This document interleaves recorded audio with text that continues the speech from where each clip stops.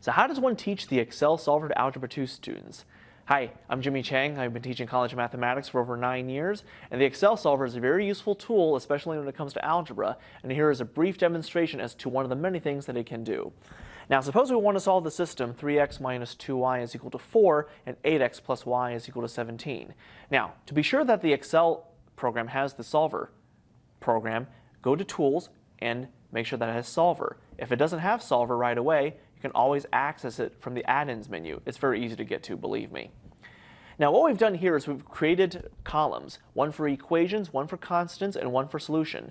Notice the x is under E2 and the y is under E3, and the 4 and 17 are on the other side of the equation. They're under the constants column.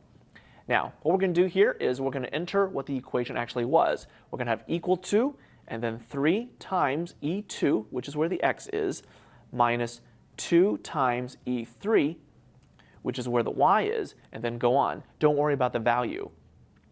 Now for 3, we have 8 times, got to press the equal to 8 times E2 plus E3, and then go on. Don't worry about the value. Now go to Tools and go to Solver. Now make sure the set target cell is completely blank, and then under by changing cells, you need to enter that in exact order. $E, $2, colon, $E, $3. Now, we're going to highlight this, and you would, when you first entering this, click on Add, but we're going to change it just to show you what you need to enter. Under cell reference, you need to enter $A, $2, colon, $A, $3.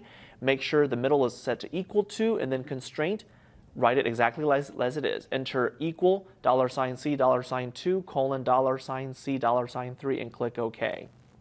Now, you're ready for it to solve. Note the solution. They say x is 2, y is 1. And then, of course, you want to keep the solver solution to use for future reference. So, I'm Jimmy Chang, and that's how you teach the Excel solver to Algebra 2 students.